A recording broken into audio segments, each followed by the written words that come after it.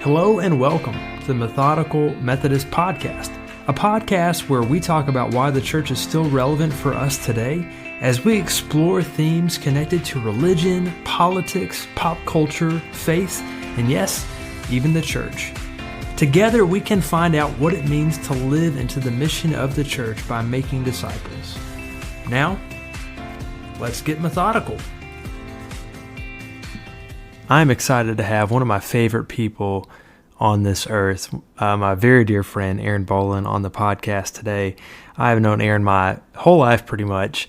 I was the best man in his wedding, and he is scheduled to be the best man in mine. And I'm excited to have him on to talk about his career in the military, to talk about his faith. We had a really great discussion about how he lived out his faith in college and how he lives out his faith in the military now. I think that you'll find it really interesting and hope that you would get something good out of it. And without further ado, here's my conversation with Aaron Bolen.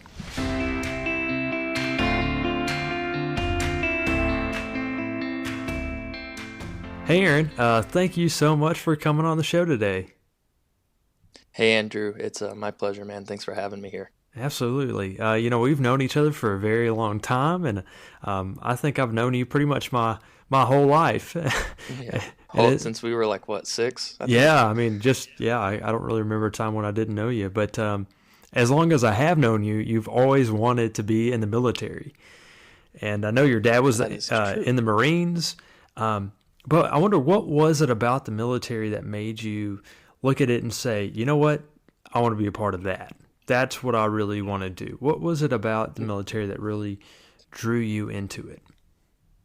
Yeah, so I think it's a different answer for every kind of phase of my life, and it's just kind of divine providence that it's kind of it's been a continual thread throughout my life until now. So yeah, you were right. When I was a kid, obviously my dad, he was a Marine and he was in Desert Storm. So when I was born or whatever, he'd just gotten back, so it was all fresh in his mind. So for the first several years of my life, that was the biggest thing he'd ever done. So naturally, as I, got old enough to where I can remember things, that's one of my first memories, I guess, of my dad, is just kind of being in awe and inspired by his service and his stories and what he did. And used to go dress up and pretend to be, in the Marines and go out in the woods and all that stuff. So I think, up until a certain age, it was really just inspired by, my dad, and I thought it was just so cool. Hmm. And then as I, started getting older and kind of developing my interests in things, I got really into like how things work. And specifically, I really got into like airplanes and rockets and stuff like that. I don't know if it was movies or if it was like, going to museums Hmm.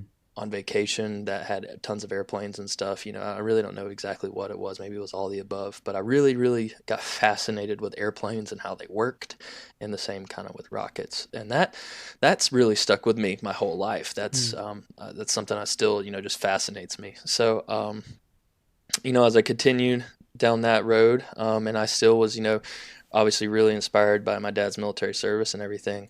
And being into planes, right? The Air Force, I think, has some of the best airplanes. So I was really pumped about, going into the Air Force for the planes and stuff like that.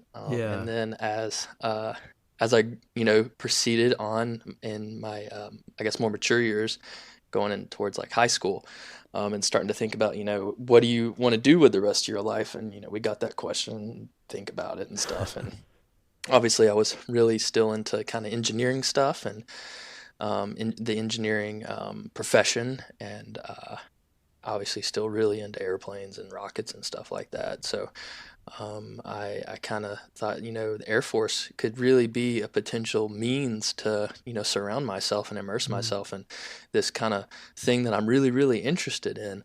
And it was purely for that. It was just kind of like that was what I was interested in, and that's kind of what I wanted to do. So I just, picked that and decided to work towards that.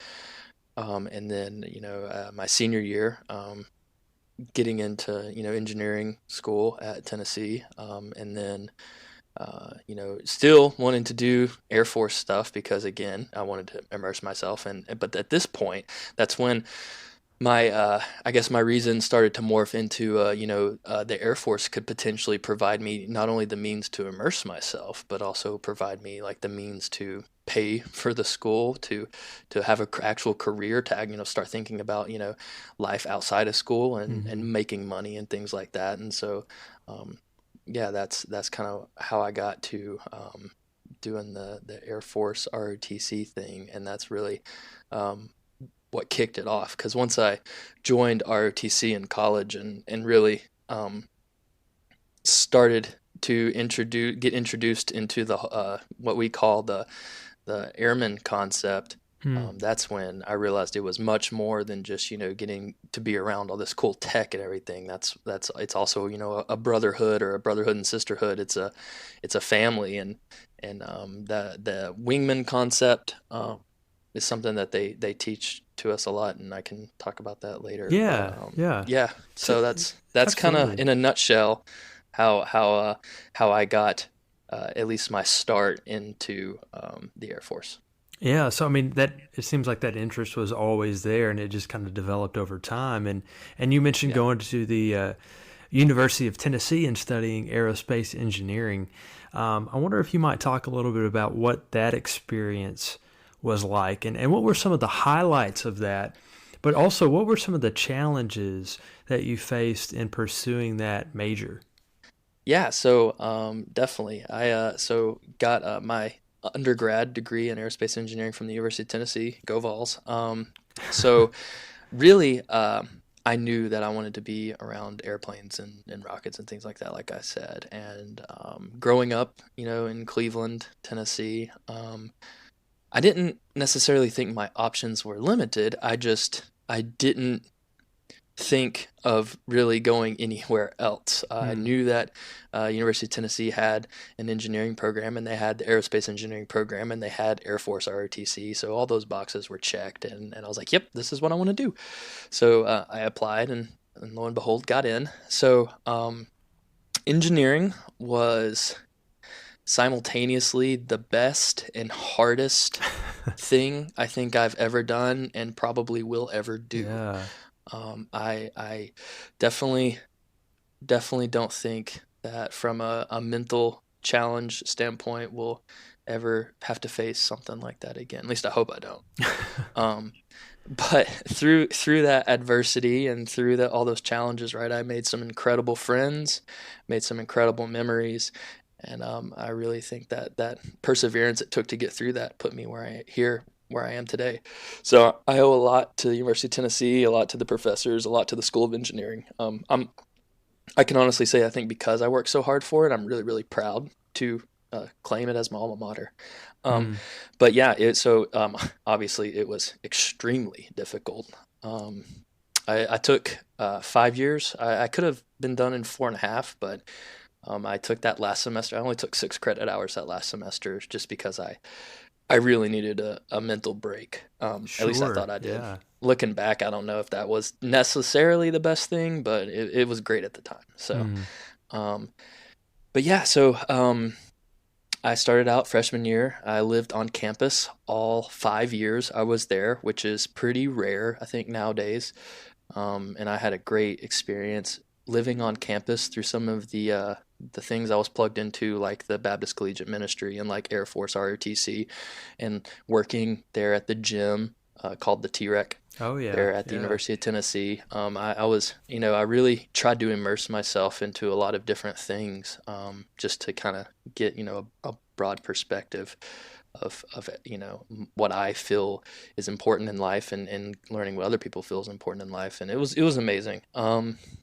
You obviously learned all about how airplanes and rockets work, which was really great to kind of learn that. But I don't. There's a saying, don't meet your heroes, and I think that kind of applies a little bit here, um, Hmm. just because it once you learn it and you practice it over and over again in repetition, and you memorize formulas and memorize how things work and the physics of things and everything like that, you kind of get lost in the whole minutia of it, and you're like, this is I guess this is cool. You kind of lose that, oh my gosh, this is amazing, and it turned into more of like a, yeah, this isn't like this is a normal thing, right? So this is just, there's math, you can prove it, and it's not really that special. Hmm. So Um, it takes like away some of the mystery even.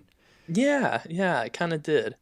Hmm. But then, you can, kind of check yourself and bring yourself back out of that and say, you know what? No, this is really cool. Like, this is amazing. We as humans have advanced so far in such a short amount of time with this stuff. And it's just, yeah, it's pretty amazing. So, I really, again, I enjoyed it, but it was extremely difficult. I'm glad I never have to do it again. Oh, I can imagine. It seems like one of the more difficult careers to pursue, just because of the some of the classes and the things you have to go through to do that. Um, you did mention kind of while you were in college participating in the ROTC there for the Air Force. What was that experience like? Did that kind of affirm your decision to go into the military? Did it raise any concerns, or was that a positive experience for you? What was that like? So Air Force ROTC was, I think, it's right up there with the Baptist Collegiate Ministry as I think the best thing I did. And I mean, again, I owe a lot to it because I am in currently, active duty and am enjoying a very successful career because of it. So, Hmm. Air Force ROTC is a means to get a commission in the United States military. So whether it's Air Force ROTC, Army ROTC, Navy ROTC, Marines ROTC, or whatever, people who do ROTC in college, that's their goal, is to get out with their college degree and receive a commission, and be placed in a career field that hopefully they'll love. So, um, yeah, that's kind of the spiel that they give you, right? And Right. so when your freshman year, you get introduced to all the things, 101 of, for me, it was the 101 of the Air Force, right? All Air Force basics, and learning about, our core values, integrity first, service before self, and excellence in all we do, right? Those are our three core values. So, really taking that to heart, and everything we did in Air Force ROTC kind of revolved around those. And those were at the focal point of every lesson, and every exercise, right? It was adhering to the core values. So, that's when I kind of mentioned earlier. That's when I realized that it was much more than just a way to kind of get around all this cool stuff. This is really like a whole. It's more than a lifestyle. I mean, it's like it's everything. It's you just come completely immersed in this culture that is the military. Hmm. And I think it's a little bit different for each branch because each branch has its own mission and function. But for me, I made some incredible friends. We went through a lot together. ROTC in itself is like doing another major. Oh, While I'm you're at college, sure. you devote an unbelievable amount of time to it. And you learn to wear the uniform, and you go walk around, and you have to hold yourself to a higher standard. You can't get in trouble. You can't get in trouble with the school, can't get in trouble with the law, can't really afford that because you'll lose your shot. And another thing about RTC is that it's actually really competitive. So Hmm. for me, the way it worked for us was in between our sophomore and junior year, we go to what was basically our boot camp, and that's kind of the final challenge, if you will, other than graduating. So the way it works is you do your freshman, sophomore year in ROTC, and you're being racked and stacked against your peers. So you're competing with your peers Wow. the entire time. And then, so the commander, he has a list of 1 through N, so however many cadets there are. So say there's 40 cadets, 1 through 40. And what happens is to go to field training, which is, again, that training in the summer. My year, they only took about 40%. Um, but up until then, they were weeding you out. So we started, I think, freshman year, we probably started around 65 cadets.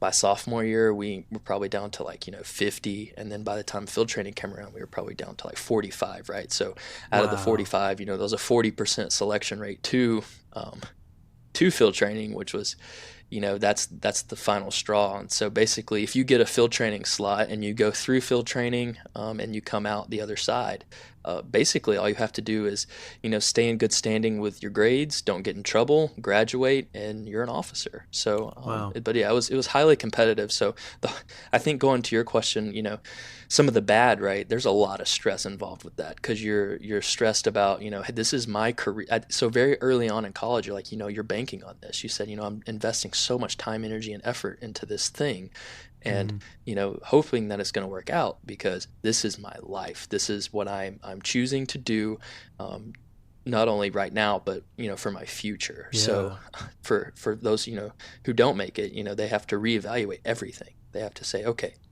is my major still what I want to do? Because essentially, once you go to field training, you're locked into your major. It's very hard to change because the Air Force for me, the Air Force was counting on me to get my aerospace engineering degree, right? So there's a whole bunch of pressure all the way through to maintain good grades. There were standards, right, maintaining grades, and there was also fitness standards. So we had to Hmm. PT a lot, right? So we went through a lot of things that I don't think a typical college student has to go through, just because it is such a high bar to do what we were doing, and to commission and become an officer and everything. So again, it really taught me that yes, it is a means to surround yourself in things you're interested in, but it's much more than that. And I'm really thankful that it's much more than that because I really feel like it's also helped shape who I am. I owe a lot to Air Force ROTC and the Air Force in general, and I guess now the Space Force for doing that. Wow. Yeah. I guess I didn't realize how competitive it was. I knew that there were a lot of things that you had to do in order to kind of maintain that status and work in that kind of organization, but I didn't realize how competitive that really was. And you mentioned field training. Tell me a little bit about that. What was that like? Yeah, so field training, it wasn't that long. So I think normal boot camp for enlisted folks is like 12 weeks, and I think squadron officer school. So squadron officer school is another way to commission as an officer. Essentially, it's all 4 or 5 years of ROTC crammed into several weeks after people graduate college, which I think it's I think it's 6 to 8 weeks if I'm not mistaken. But for us, field training was only 4 weeks. Oh, So wow. two weeks were spent. Yeah, so 2 weeks were spent at Maxwell Air Force Base in Montgomery, Alabama, and then the other 2 weeks were spent at Camp Shelby, Mississippi. So and the reason they do only 4 weeks, right, is that because throughout our time in ROTC, we are getting all this extra training and everything. So it's kind of supplemented. But those Hmm. 4 weeks were, basically boot camp. Everything, you see at boot camp. If you see TV shows or whatever about it. I think it's a little softer than what your traditional boot camp is, but it's still, people yelling at you, people challenging you. You don't know what's going to happen, that you don't have a schedule, that they're in control of your schedule. You don't have your phones or anything like that. So, it's from sun up to sundown. People are yelling at you, telling you exactly what you're going to do and all that. So, I think it goes back to the whole purpose of kind of tearing you down to build you back up. Wow. And that's really effective for some people. I think most people it's actually pretty effective, and some people I don't know if it's I mean, it's personality driven. I don't know if it's quite as effective on other people, but Right. for me, I really enjoyed it, and I Hmm. made a lot of really great friends. And that was you kind of separate yourself during that time. I don't. That's at least how it was for me. I kind of took those 4 weeks while I was there, and just kind of didn't really try to think too much about anything else, but just taking it 1 minute at a time, and what I focus on what I got to do next. So that's kind of what it was like. Yeah, I mean, I guess when you're in that kind of situation and you don't have a schedule and you don't have a watch, that's really your only option. Otherwise, you're just gonna kind of go crazy. Like you really Yeah. just have to kind of take it minute by minute. So, and I can see how some people could do well with that and how that could be a more of a challenge for others. Um, I want to go back to one thing that you talked about earlier, and that's something that helped you get through your college experience, both your difficult major and the ROTC program, and that was you talking about the Baptist Collegiate Ministry. Actually, that Yeah, was a place where you met your wife, and it is. and so I wonder, in what ways were you able to grow and live into your faith while you were in college and in ROTC? through being involved in that campus ministry? Yeah, so the Baptist Collegiate Ministry is a place on campus there. It's a ministry house. It's a no kidding actual house. Um, where people of like-minded faith. So for me, growing up going to First Baptist there in Cleveland, I associated myself as being Baptist. So the BCM was a place that I felt I could go and meet like-minded people, and so I did. I got really plugged in there. I was on leadership staff. I ended up living there. My last 4 years, so Yeah. 4 of the 5 years I actually lived at the BCM, which was an incredible experience. Yeah, it was amazing. So, again, going back to being around people who were like-minded, and also just trying to figure out what they, how they were solid in their faith, and challenging each other in all of our faiths as we're going through these experiences, because everybody's dealing with stuff in college. So, Mm. um, iron sharpens iron, right? So we were facing these challenges together, and we would lean on each other, pray for each other. And then you mentioned I met Mallory, my wife, and that was, I think, the single greatest thing to come out of my time there at the BCM. So I met Mallory my freshman year. She was a junior and I was a freshman. So she was on leadership staff, and Mhm. we just clicked. I mean, really not much more than that. We just clicked, and she was amazing, and we pursued a friendship, and then that turned into obviously something much more. But again, it was just, and I owe that to the BCM, and I never would have met her without going there. And then same with a lot of my really very close friends that I made in college. Either so when I look back, and when the people I still talk to today, they're either ROTC people or BCM people. Mhm.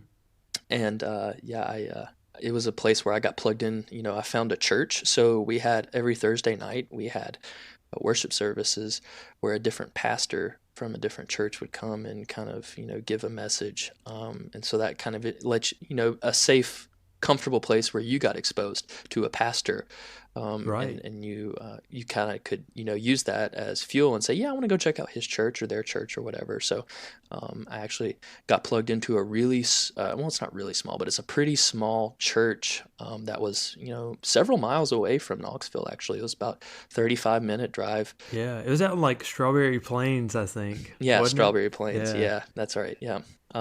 So Lions Creek Baptist was Yeah. what it was. But yeah, so Pastor Matt Giles, he came to TNT, and I was like, man, this guy is just incredible. And I went to the church, and it felt very homey, right? It was like all these older folks, and they welcomed you as like you were one of their grandkids, and Yeah. they actually had a pretty decent youth program. For high school, middle school, the college program, there was a few people, but there was some people at the BCM like me who obviously loved Matt's preaching, so we all kind of started going there together, and that's actually where I think starting my sophomore year of college, um, I went to church for the rest of my time in college, and it was amazing. I my old Sunday school teacher Brad, he and I still talk regularly. It was a really great place to meet really great people, and yeah, really my time at the BCM, and really my time in college, right? Because in college you get challenged, but Mhm. being able to have a safe kind of place where I could go and talk openly and freely, and really focus on my faith was crucial. So, keeping in the theme of being at college and being exposed to all kinds of different viewpoints and opinions and things, I definitely feel like my faith was challenged, but not in an unhealthy way. I think it was Mhm. very healthy, and I was able to form, very solid opinions about how I feel, I should live as a Christian, and how Christ lived, and again, I think it was just an amazing time to grow, honestly.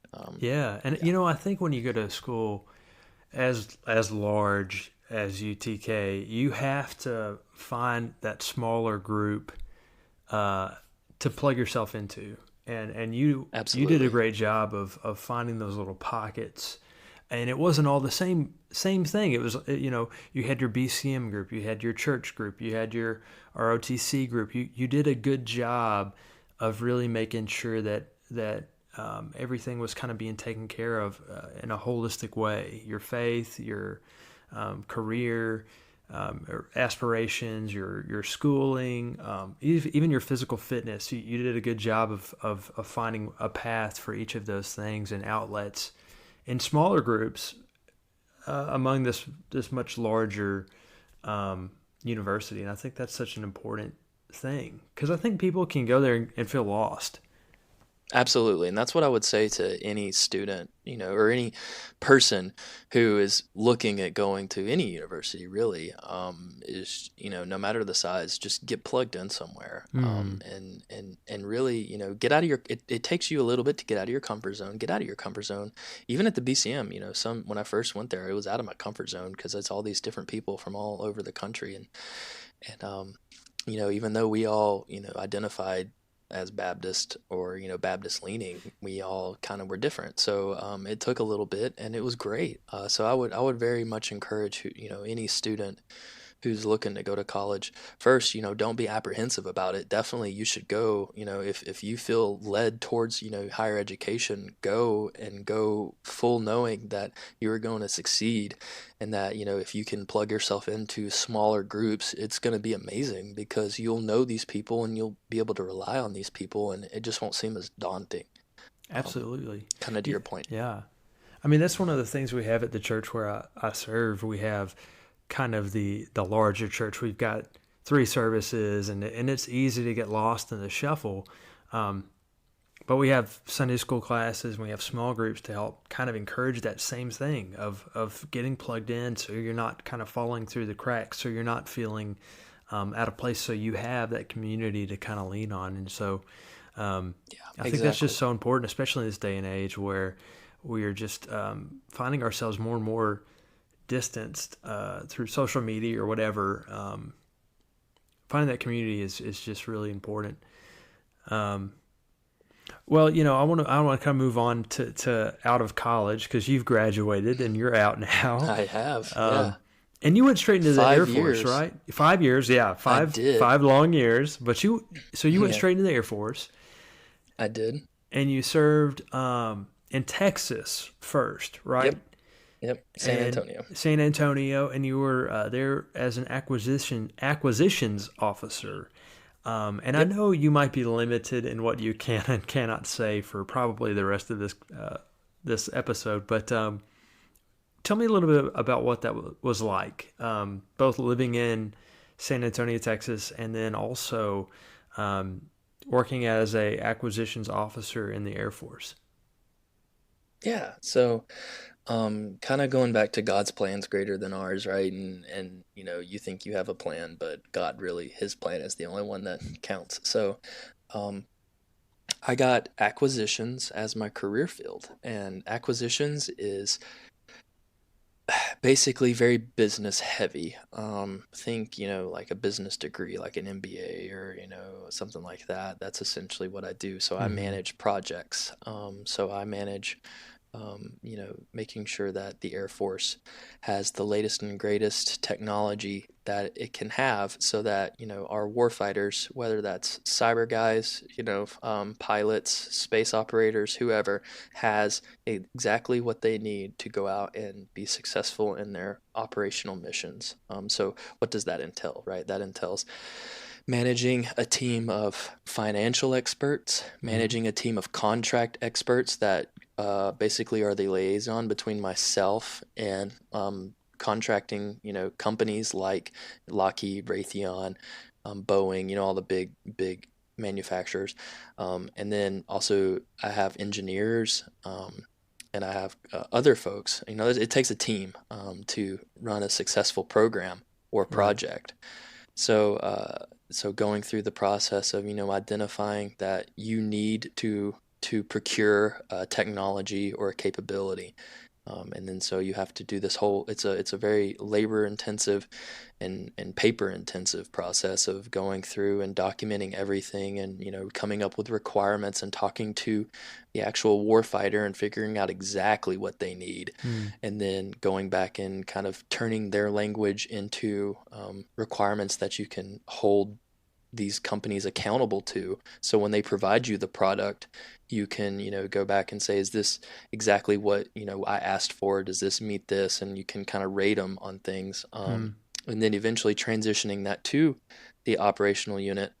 That in a nutshell is kind of what my job entails. So yeah, like you said, I went to San Antonio straight out of college. I graduated in May, and then by the 1st of June, I was down in San Antonio um, at my first assignment, which was we were the acquisition support to a bunch of cyber operations down in San Antonio. So for those who don't know, San Antonio has a whole bunch of cyber operational units. And cyber is a warfighting domain, what we call it. Basically like the air, land, and sea are warfighting domains. Anywhere a war can be fought, Mm. cyberspace is considered one. Outer space is considered one.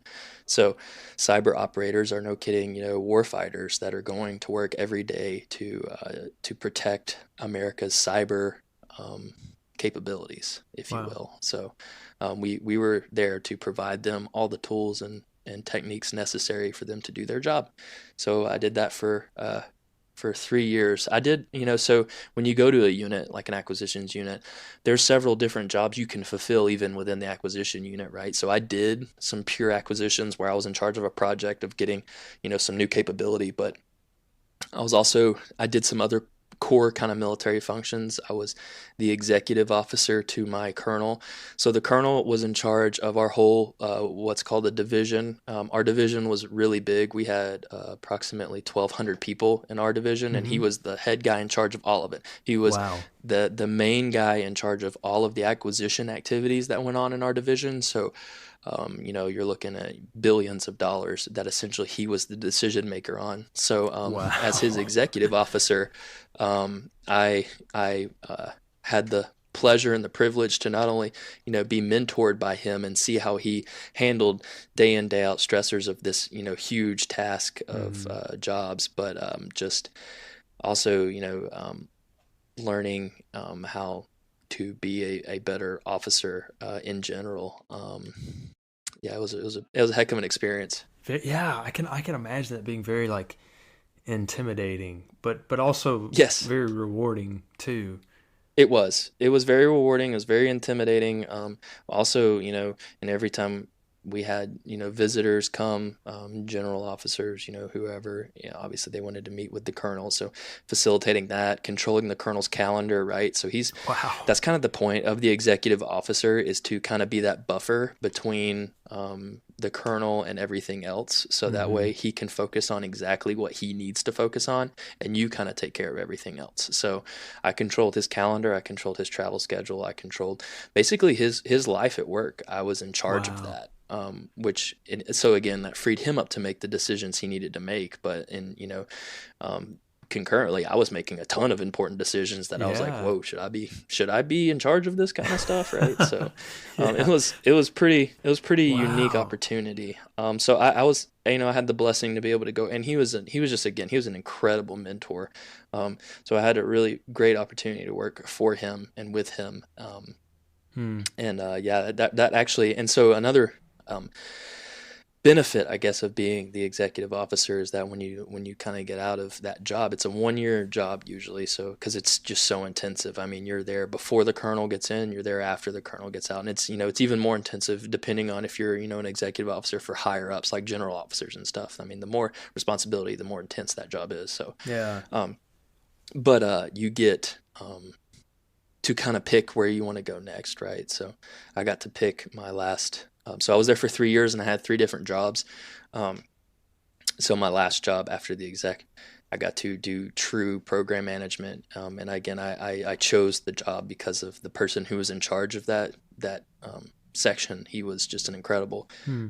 officer, and I saw him as a really great mentor. So I went to work with him, and it was everything and more that I could have hoped it would have been. I mean, I learned so much from my career field, but also just learning, how to mentor people, and he taught me a whole lot. So that was and then also, so in the midst of all of this, right, when I was in San Antonio, that's when Mallory and I got married. Yeah. So we went, I went my first year from living single down in San Antonio to having her there, and, us starting our lives together. And she was doing her teaching thing while I was, doing my Air Force thing. So we really, that was our first home together. So Yeah. um, I, I think very fondly of San Antonio as far as that goes.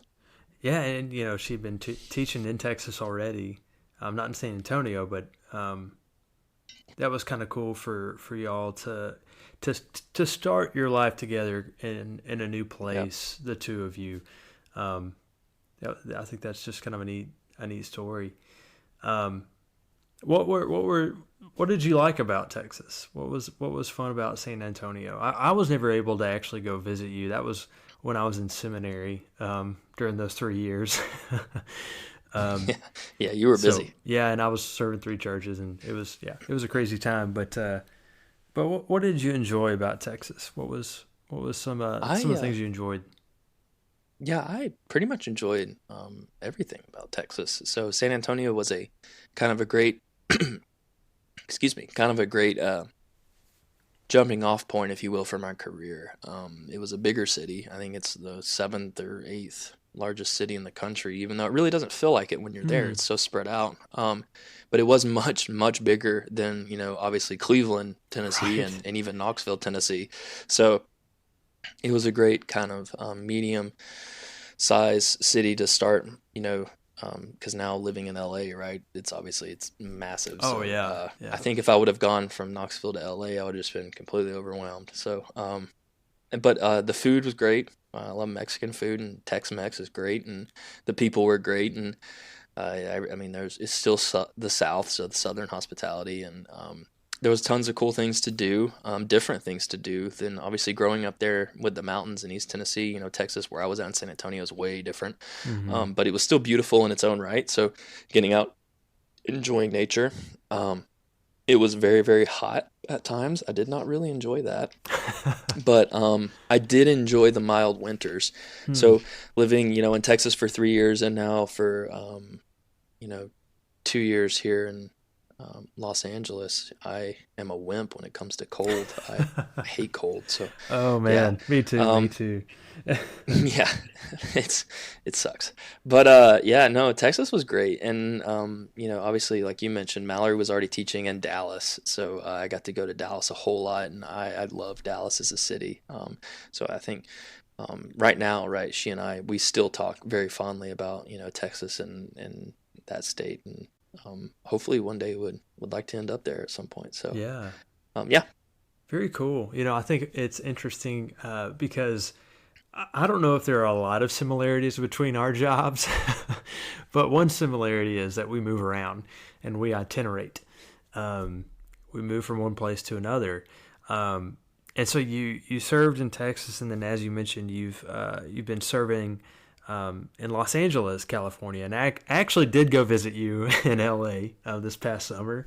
Um, but I think we had a really good time hanging out, going yeah, we seeing did. the sequoia trees, and going to the Dodgers game, and of course going to Disneyland. Um, Yeah. but were you ready to leave Texas when you went to LA? Uh, was that It, something you were kind of prepared for and ready to do? from a career perspective, yes. From a personal life perspective, I was very comfortable with where I was at in San Antonio. We had a Mm-hmm. really great routine, loved where I lived. But so yes and no. Mm-hmm. Um, but as you mentioned, I've got to move. So every 3 to 4 years, we're required to move. We call it a permanent change of station, or PCS. So every 4 years, you get a PCS. Um, and yeah, it got close to the time when I was knew that I would be put in the cycle to, and that's how it works. It's a cycle. Mm-hmm. There's a team of people that figure out, where's the best location for you. But then there's also a kind of a roundabout way to kind of choose your own destiny. So um, you do like a by name request. Mm-hmm. And that's kind of what happened to me. So one of my old coworkers actually from San Antonio got a job in Los Angeles, and it was out here at the Space and Missile Systems Center. And so when it was time for me to PCS, my boss, the one that last boss that I had, the one that was such a great mentor, he put some feelers out and said, "Hey, Aaron's due to PCS. Would anybody, be interested in potentially hiring him?" And this other person that I mentioned that I worked with said, "Yeah, I definitely would love to have Aaron come out here to Los Angeles and work for me." So they called me and contacted me and told me everything that they do out here. And keep in mind, in San Antonio, I was doing cyber stuff. So going back to the whole, um, my passion, right, for Mm. all things planes and rockets, right? Cyber was Oh nowhere yeah. in that plan. Right. So um, I grew to really enjoy the cyber job, and it's a very necessary area of work. But the opportunity to come out to LA and do cool space stuff, I mean, that was just, golden. Oh So yeah. capitalized on it. But it's funny because you're looking back, you can see how everything led to where, you're at now. And so if I hadn't had that cyber time, I would not be where I'm at now, having this Wow. incredible space experience. So yeah, I moved out here to Los Angeles through that kind of special process. And the past 2 years have just been the greatest 2 years, I think, career-wise, I could ever have hoped to have. Yeah. Yeah. I mean, I remember going to visit you, and we were driving around, and you said, "That's the building where I work. We can't go in there though. We can go into the Yeah. base next to it, but I can't take you inside the actual building," which I just thought was really cool. Kind of this top secret. Um, And it sounds way cooler than it is, trust me. If you went in there, you'd be like, "This is just an office. Like, what's the deal here?" I mean, it's really nothing special. It's just kind of the nature of how they do things around here. yeah. But in that same vein, when we got to drive around, I also showed you. So the way the base is set up, right? The base is next to the airport, and it's also surrounded by all of these different companies that produce all the satellites. So they, no Right. kidding, build all of our nation's, not all of them, but a lot of our nation's satellites right around the base there. And so when they're done building a satellite, they'll take it, put it on an airplane at LAX, and they'll fly it to, a different launch location depending on where it needs to go into orbit, and they'll launch it into space. So just kind of being surrounded Wow. by all that stuff is just so neat, right? Because I get to go from time to time, get to go to those companies, get to see what they're doing, get to, expose myself to the latest and greatest space technology, and it's so bizarre to think that all that happens right there. So Yeah. yeah, I'm loving it. Are you able to collaborate with them at all? Oh yeah, so that's again going back to that acquisition kind of cycle, right? So when we have a request or we have a need that we need to fill, and um, we put out a request for information or an RFI, and you have these companies that, it's always the same big companies that come back, and it's those companies that produce those satellites and everything, and they also all the time are, giving tours and stuff like that, because again, not just the Air Force or the Space Force, but NASA and Mm-hmm. NOAA and other people use these facilities to build their stuff. So yeah, we get to go check out that stuff a lot, and I think one of the coolest moments I've had being out here was when I got to go to SpaceX, Mm. and the guy I was meeting with, he was like, "Oh, I'll get you a space up front." And so he said, "Just pull up and give the guard your name." So I did that, Wow. and the guard was like, "Oh yeah, your space is this number or whatever." And I rolled up, and it was like the space right next to the front door, and it was distinguished visitor and everything Oh like my that. And I'm like, gosh. "Holy cow, I'm distinguished visitor at SpaceX." I just thought that was the coolest thing. That's So amazing. Wow. That is so neat. You're talking about space.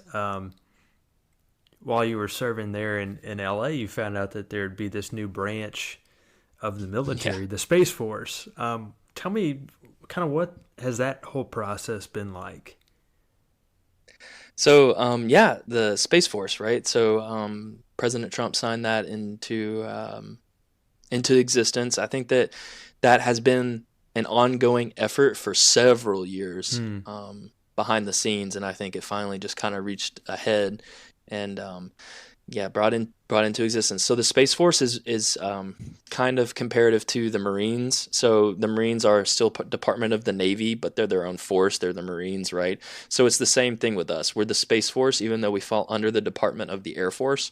So technically, I am still an Air Force airman, but I am in the Space Force. And Wow. they're telling us that they have like it was a year and a half to figure out what the personnel transfer would look like. Hmm. But the end goal is to be released from the Air Force and, no kidding, just be a full fledged, Space Force officer, which I think from what we heard last, they're going to open that up towards the end of this year for us. So as soon as they give me the chance, I'm jumping ship and going over to the Space Force, because what that's Wow. going to enable is for me to stay in this kind of realm of all things space, which is again just amazing. Absolutely, and it goes in line with what you studied, aerospace engineering. Um, Exactly. I think that just dovetails perfectly in what you're most interested in, and um, yeah, that'd be really awesome. I'm hoping that that'll work out for you as soon as you get that opportunity to jump in on that. Um, Well, yeah, I mean, going to with that, man, it's like it's crazy to see how it all just kind of has lined up, and I really just feel like I've been put on a path, and I truly do feel like this is the Lord's will, at least right now to this point, and I'm just honestly just so thrilled with everything so far that I just feel so blessed. Absolutely, man. I really hope they have space for you on the Space Force. But Pity laugh. Thank you. you've always been good with words, Andrew. um, well, that kind of leads me into kind of toward the end of our interview. One of the few last questions I want to ask you: how has serving in the military, now that you've served in a few different ways and a few different jobs, how has serving in the military impacted your faith? And in what ways has it maybe enhanced your faith, or maybe what ways has it somehow challenged your faith as well? Yeah, so definitely going back to that, that wingman concept, that total airman concept too. So the wingman concept, taking care of, your fellow wingmen and watching out for them. Very much, do unto others as you'd have them do unto you, but also, as Jesus took care of his disciples, kind of thing. That's very much how I feel when I go to work and I look at all my counterparts and people I work with, just wanting to serve them. And yeah, even though technically I'm in charge of a group of guys and gals that we're all in this together, and Mm, we're doing one specific thing together. So how can I serve them to best have the best result possible? And I very much practice servanthood leadership, and that's something that I learned from my time as an exec, from my '06. He was very much the same way. So, servanthood leadership for me is my style. So I feel like, um, you know, one of the things too, kind of going along with this theme is my, it's not always my plan, right? So, yeah. I graduated with an engineering degree, but I didn't become an engineer. I became an acquisitions officer. Well, it turns out, that actually is a better fit for me with my personality. And I didn't get space, I got cyber, right? But the cyber job led into the most amazing space job, right? So, Right. um, it's just the Lord's plan and trusting Him, and and who knows what's going to happen next, or who knows how it's all going to shake out. But I have faith, and that's one thing I think that's really strengthened, um, and truly just living my faith and Mm, trusting. That's something that's really grown in my time in the Air Force. And then going to the servanthood part of just serving the people I work with, and really coming from that mindset of just helping them any way possible and putting myself beneath them. And then also serving my wife, and she serves me, and we serve each other right through this, because this life is her life now too. And Mallory has been a champ through it all, through mm, the move, and she's worked at so many different schools in just a short amount of time because of my job. And I know that's been challenging for her, and uprooting our lives to Yeah. move around to different parts of the country and everything, but having each other. So I think that's really strengthened our relationship together, and ultimately, her and I just trusting that God's got a plan. Again, I think it's just been really great for that. Challenging though, it definitely has challenged, because you move to different parts of the country, right? So, for example, Los Angeles, we've had a pretty tough time finding that home, that church body home that we've been looking for. Not to like feed into the stereotype of LA. Like LA's got incredible people, and there are just so many options for churches. But for us, just where we feel called. But and I don't necessarily think that's an LA thing. I think that's just a moving around thing, and Sure. really trying to seek out your options, right? So, but I think the military has made that obviously a little more challenging, but it's still it's not something we can't overcome. Right. I know you But guys tried a Methodist church here recently as well, yeah, we which did, made me and we so loved it. happy personally. Oh man, yeah, we really enjoyed it. So it's unfortunate that we're basically um, everything is shutting down out here right now because of this virus. Because Yeah. we really want to go back, but they're not having service right now. So Right. it is what it Yeah. is. We've shut ours down as well. We're doing online services and yeah, But absolutely. yeah, we're looking forward to going back to it. We just felt so welcomed, and again, Mm. going kind of back to that whole vibe I got when I went to Lions Creek back in college, right? Just smaller, but Mm. very intimate, very welcoming, very warm people. Just yeah, I feel like that's definitely a place we could make a home for the rest of the time we're out here in Los Angeles. That's awesome, man. Yeah. Well, all right. I got my last question for you. What is one thing you wish people could know when it comes to the military? That um, underneath it all, right? So it talked about committing to the lifestyle, and really it's much more than just a job and a career. It really is a lifestyle. Mm. But underneath all of that, right, we are just normal, just like everybody else. And it sounds so pretentious, and I hate to say it like that, but like No, honestly, no, no. like Andrew, you and I, we've been best friends since we were 6, right? Like, and most of the time we've known each other, I've not been in the military. That's only Yeah. been recent years that I've been in that, and I'm still the same person, right? So, Oh, absolutely. um, Yeah. and we all of us in the military, we do our job because we feel called to do our job. I think most people in the military feel like that. I don't want to say all people, but I feel like most people in the military feel a calling to do this. Very much like, I feel like how you and everybody else who goes into ministry is called to be in ministry. And I totally think the same thing about teaching. After seeing my Hmm. wife, I think you're called to certain things in life. Certain people are called to certain things, and think most people in the military are called to this because um, you wouldn't be doing it for the money. We're not doing it for the money, and we're not Right. even though I talked a lot about all the cool stuff I get to do. I'm not doing it for like that cool stuff or anything. I'm doing it because I feel called to do it. And kind of going along to that service before self, and just being able to be part of something much bigger than you, and truly serving, your community, serving your country, serving your neighborhood, serving your friends, serving your coworkers. There's Absolutely. just something beautiful about that, Yeah. and at the end of the day, right? I guess people just need to know that that's what we're all about, is just serving and loving and caring for people. Well said. Absolutely. Yeah, 100% agree, man. thanks. Hey, man, thank you so much for coming on the podcast today. I appreciate you taking time out of your busy day, out of your busy schedule to sit down and talk to me, man. Absolutely, Andrew. You're my best friend, bro. Love you, dude. Wouldn't Love you do it too, for anybody man. else. And I'm just Love you kidding. I too. do it for anybody who asks, but I'm really glad to do it for you. Thanks, man. I appreciate it. Yeah. Thanks for not asking about where the aliens are. Well, that's another episode, maybe. Yeah, we'll have to talk offline about that. Good deal. Just kidding. There aren't any. I do not know. Right. Well, All thanks, right. man. I appreciate it. Absolutely, Andrew.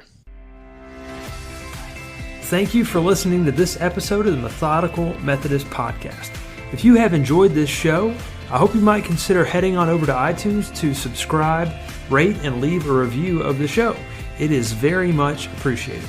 And until next time, stay methodical.